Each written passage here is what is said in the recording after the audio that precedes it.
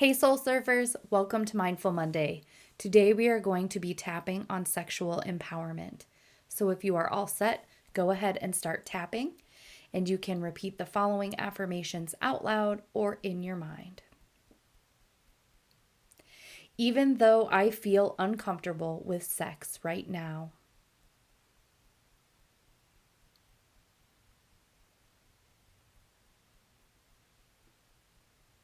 I choose to show respect and compassion to myself.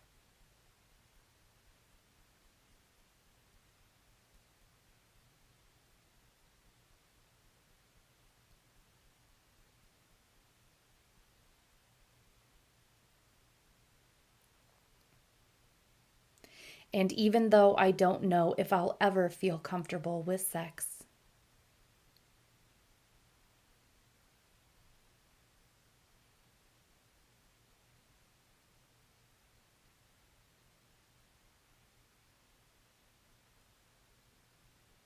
I choose to completely love and accept myself.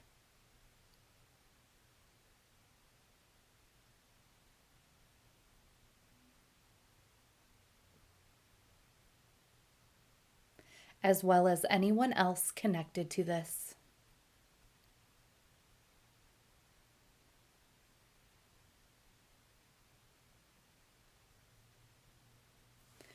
All this discomfort about sex.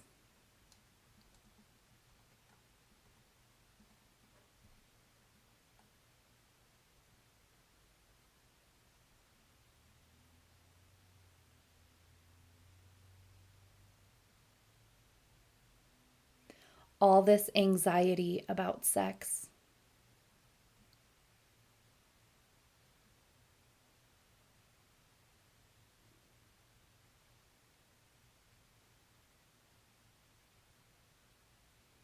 All this fear about sex.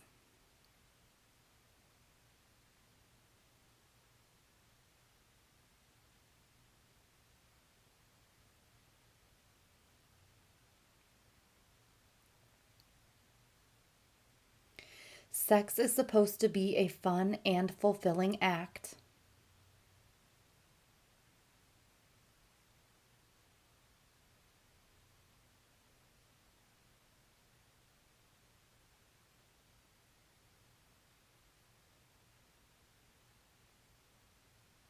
So why am I feeling this way about sex?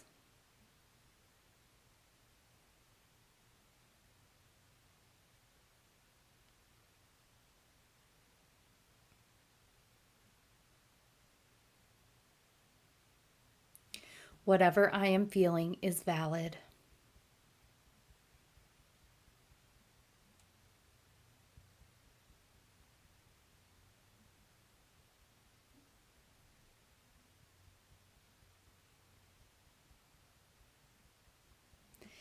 It is safe and easy for me to process my emotions.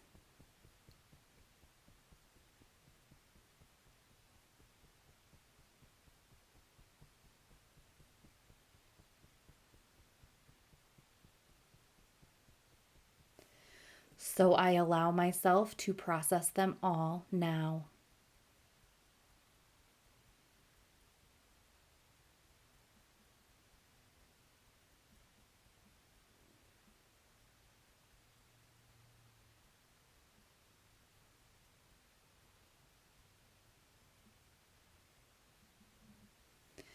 The truth is, I was taught that sex is shameful.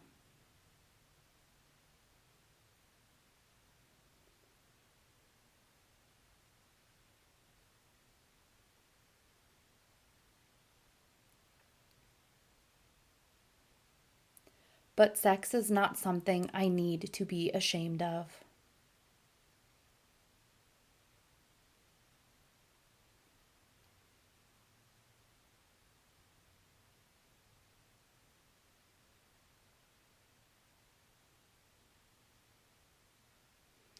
I am allowed to desire sex and sexual pleasure.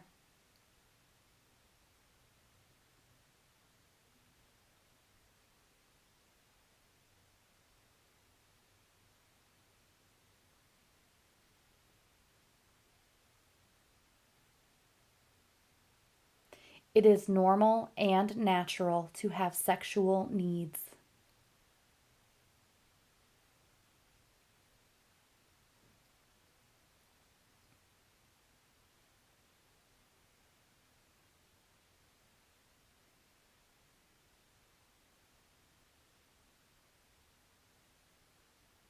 So, starting now, I embrace my sexuality and sensuality.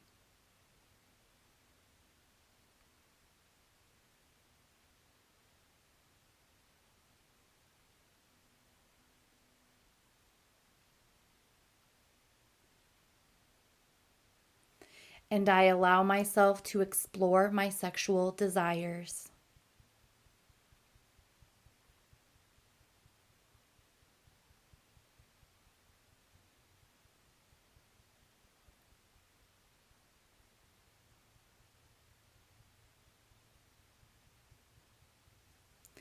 Because I deserve to feel good.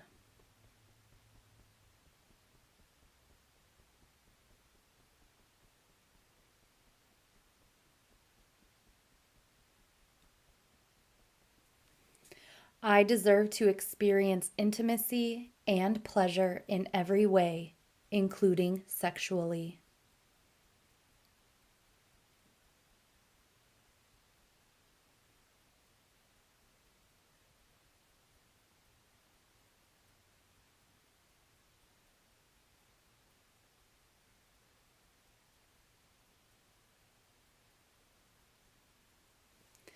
My body deserves to be touched, loved, and caressed.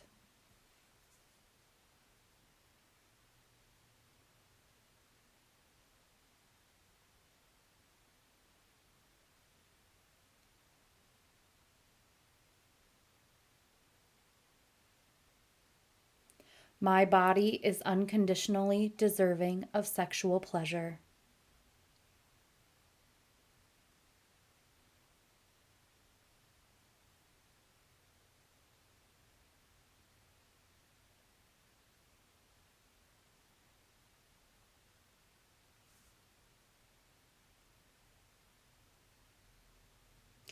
It is safe for me to explore my sexuality.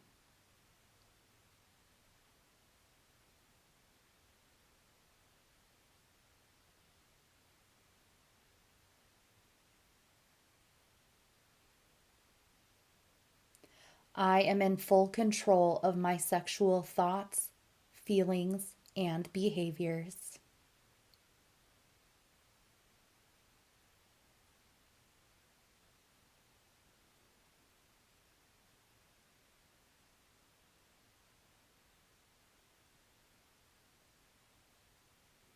I feel more and more comfortable with the idea of sex every moment.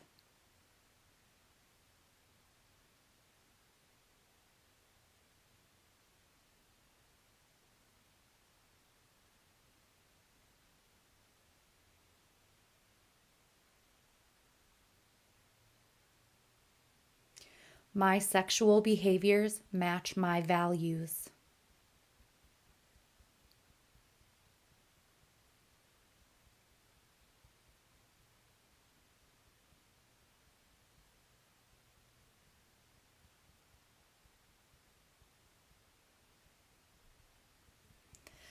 I am comfortable and confident in every way, including sexually.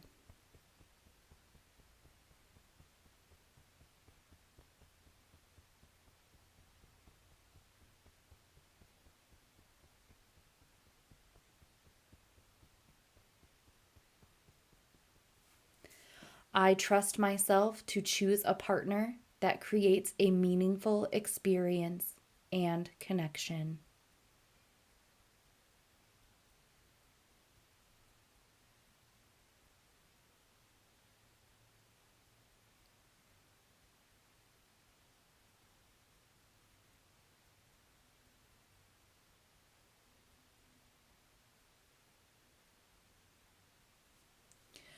I know how to please myself and my partner.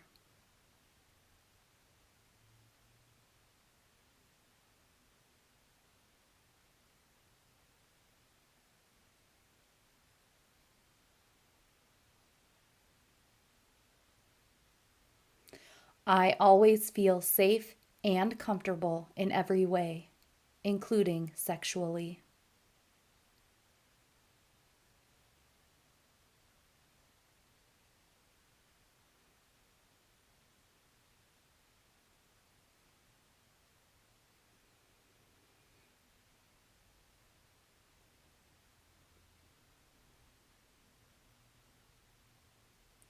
I allow myself to receive sexual pleasure.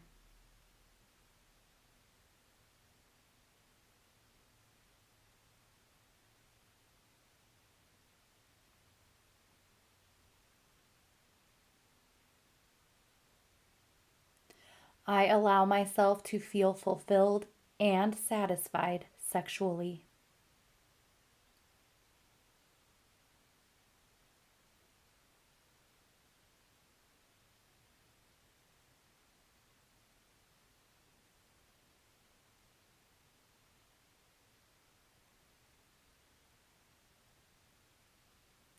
Sex is a fun and fulfilling act, and I allow myself to enjoy it.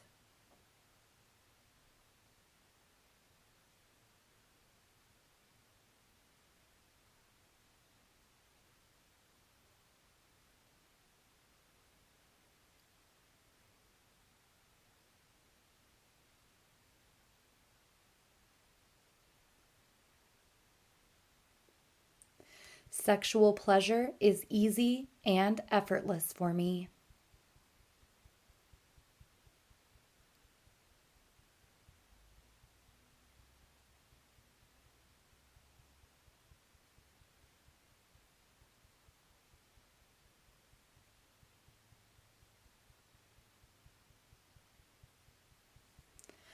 I am now thriving emotionally and sexually.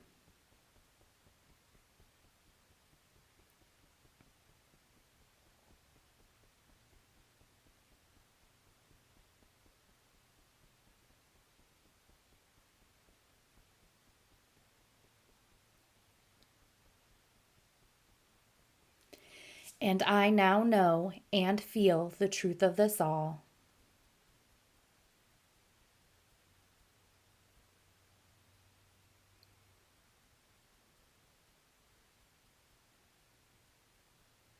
Mind, body, and soul.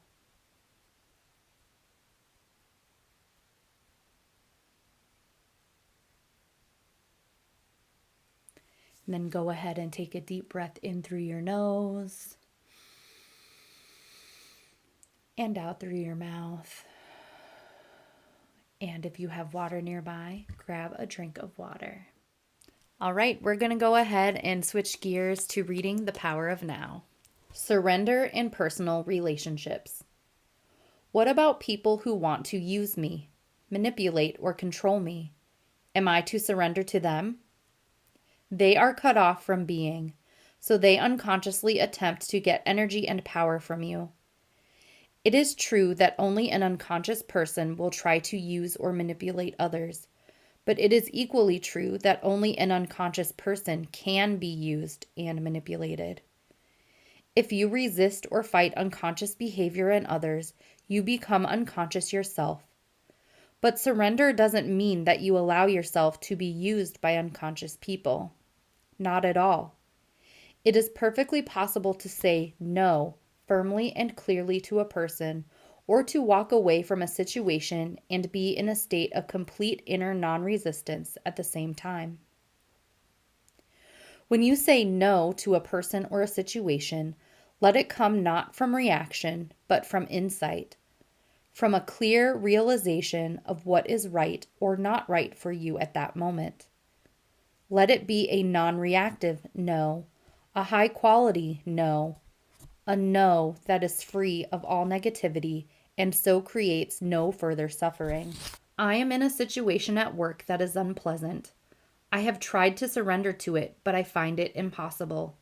A lot of resistance keeps coming up. If you cannot surrender, take action immediately. Speak up or do something to bring about a change in the situation, or remove yourself from it. Take responsibility for your life. Do not pollute your beautiful, radiant inner being, nor the earth with negativity. Do not give unhappiness in any form whatsoever a dwelling place inside you. If you cannot take action, for example, if you are in prison, then you have two choices left: resistance or surrender, bondage or inner freedom from external conditions, suffering or inner peace. Is non-resistance also to be practiced in the external conduct of our lives, such as non-resistance to violence, or is it something that just concerns our inner life? You only need to be concerned with the inner aspect. That is primary. Of course, that will also transform the conduct of your outer life, your relationships, and so on. Your relationships will be changed profoundly by surrender. If you can never accept what is, by implication, you will not be able to accept anybody the way they are. You will judge, criticize, label, reject, or attempt to change people. Furthermore, if you continuously make the now into a means to an end in the future, you will also make every person you encounter or relate with into a means to an end. The relationship, the human being, is then of secondary importance to you, or of no importance at all. What you can get out of the relationship is primary, be it material gain, a sense of power, physical pleasure, or some form of ego gratification. Let me illustrate how surrender can work in relationships. When you become involved in an argument or some conflict situation, perhaps with a partner or someone close to you, start by observing how defensive you become as your own position is attacked, or feel the force of your own aggression as you attack the other person's position. Observe the attachment to your views and opinions. Feel the mental, emotional energy behind your need to be right and make the other person wrong. That's the energy of the egoic mind. You make it conscious by acknowledging it, by feeling it as fully as possible. Then one day, in the middle of an argument, you will suddenly realize that you have a choice, and you may decide to drop your own reaction, just to see what happens. You surrender. I don't mean dropping the reaction just verbally by saying, "Okay, you are right," with the look on your face that says, "I am above all this childish unconsciousness." That's just displacing the resistance to another level, with the egoic mind still in charge, claiming superiority. I am speaking of letting go of the entire mental emotional energy field inside you that was fighting for power. The ego is cunning, so you have to be very alert, very present, and totally honest with yourself to see whether you have truly relinquished your identification with a mental position and so freed yourself from your mind. If you suddenly feel very light, clear, and deeply at peace, that is an unmistakable sign that you have truly surrendered. Then observe what happens to the other person's mental position as you no longer energize it through resistance. When identification with mental positions is out of the way, true communication begins. What about non-resistance in the face of violence, aggression, and the like? Non-resistance doesn't necessarily mean doing nothing. All it means is that any doing becomes non-reactive. Remember the deep wisdom underlying the practice of Eastern martial arts. Don't resist the opponent's force. Yield to overcome. Having said that, doing nothing when you are in a state of intense presence is a very powerful transformer and healer of situations and people. In Taoism, there is a term called Wu Wei, which is usually translated as actionless activity or sitting quietly doing nothing. In ancient China, this was regarded as one of the highest achievements or virtues. It is radically different from inactivity in the ordinary state of consciousness, or rather unconsciousness, which stems from fear, inertia, or indecision. The real doing nothing implies inner non-resistance and intense alertness. On the other hand, if action is required, you will no longer react from your conditioned mind, but you will respond to the situation out of your conscious presence. In that state, your mind is free of concepts, including the concept of nonviolence. So who can predict what you will do? The ego believes that in your resistance lies your strength, whereas in truth, resistance cuts you off from being the only place of true power. Resistance is weakness and fear masquerading as strength. What the ego sees as weakness is your being in its purity, innocence, and power. What it sees as strength is weakness. So the ego exists in a continuous resistance mode and plays counterfeit roles to cover up your weakness, which in truth is your power. Until there is surrender, unconscious role playing constitutes a large part of human interaction. In surrender, you no longer need ego defenses and false masks. You become very simple, very real. That's dangerous, says the ego. You'll get hurt. You'll become vulnerable.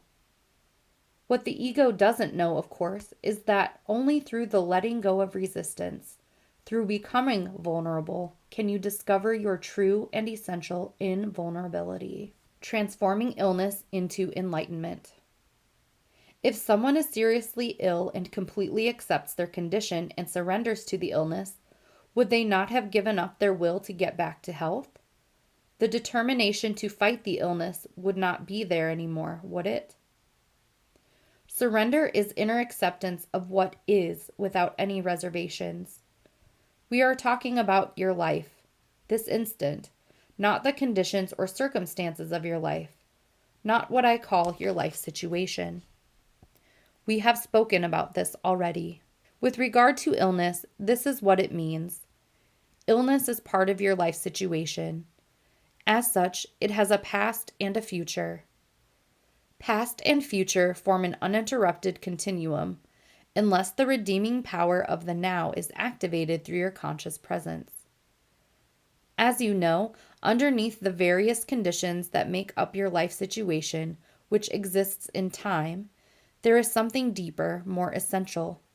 Your life, your very being in the timeless now. As there are no problems in the now, there is no illness either. The belief in a label that someone attaches to your condition keeps the condition in place, empowers it, and makes a seemingly solid reality out of a temporary imbalance. It gives it not only reality and solidity, but also a continuity in time that it did not have before. By focusing on this instant and refraining from labeling it mentally, illness is reduced to one or several of these factors: physical pain, weakness, discomfort, or disability. That is what you surrender to now. You do not surrender to the idea of illness. Allow the suffering to force you into the present moment, into a state of intense conscious presence. Use it for enlightenment. Surrender does not transform what is, at least not directly. Surrender transforms you. When you are transformed, your whole world is transformed, because the world is only a reflection. We spoke about this earlier. If you looked in the mirror and did not like what you saw, you would have to be mad to attack the image in the mirror. That is precisely what you do when you are in a state of non-acceptance. And of course, if you attack the image, it attacks you back.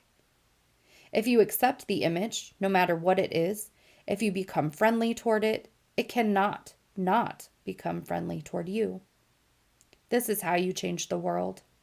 Illness is not the problem. You are the problem, as long as the egoic mind is in control. When you are ill or disabled, do not feel that you have failed in some way. Do not feel guilty. Do not blame life for treating you unfairly, but do not blame yourself either. All that is resistance. If you have a major illness, use it for enlightenment. Anything bad that happens in your life, use it for enlightenment. Withdraw time from the illness. Do not give it any past or future. Let it force you into intense present moment awareness and see what happens. Become an alchemist. Transmute base metal into gold, suffering into consciousness, disaster into enlightenment. Are you seriously ill and feeling angry now about what I have just said? Then this is a clear sign that the illness has become part of your sense of self and that you are now protecting your identity, as well as protecting the illness. The condition that is labeled illness has nothing to do with who you truly are. When disaster strikes. As far as the still unconscious majority of the population is concerned, only a critical limit situation has the potential to crack the hard shell of the ego and force them into surrender, and so into the awakened state. A limit situation arises when, through some disaster, drastic upheaval, deep loss, or suffering, your whole world is shattered and doesn't make sense anymore. It is an encounter with death, be it physical or psychological. The egoic mind, the creator of this world, collapses. Out of the ashes of the world, a new world can then come into being. There is no guarantee, of course, that even a limit situation will do it, but the potential is always there. Some people's resistance to what is even intensifies in such a situation, and so it becomes a descent into hell. In others, there may only be partial surrender, but even that will give them a certain depth and serenity that were not there before. Parts of the ego shell break off, and this allows small amounts of the radiance and peace that lie beyond the mind to shine through. Limit situations have produced many miracles. There have been murderers in death row waiting for execution who, in the last few hours of their lives, experienced the egoless state and the deep joy and peace that comes with it. The inner resistance to the situation they found themselves in became so intense as to produce unbearable suffering, and there was nowhere to run and nothing to do to escape it, not even a mind-projected future. So they were forced into complete acceptance of the unacceptable. They were forced into surrender. In this way, they were able to enter the state of grace with which comes redemption, complete release from the past. Of course, it is not really the limit situation that makes room for the miracle of grace and redemption, but the act of surrender. So whenever any kind of disaster strikes or something goes seriously wrong, illness, disability, loss of home or fortune, or of a socially defined identity, breakup of a close relationship, death or suffering of a loved one, or your own impending death, know that there is another side to it, that you are just one step away from something incredible, a complete alchemical transmutation of the base metal of pain and suffering into gold. That one step is called surrender. I do not mean to say that you will become happy in such a situation. You will not. But fear and pain will become transmuted into an inner peace and serenity that come from a very deep place, from the unmanifested itself. It is the peace of God which passes all understanding. Compared to that, happiness is quite a shallow thing. With this radiant peace comes the realization, not on the level of mind, but within the depth of your being, that you are indestructible, immortal. This is not a belief. It is an absolute certainty that needs no external evidence or proof from some secondary source. And that's where we'll stop for today. And that will wrap up Mindful Monday for today. Thanks for joining me.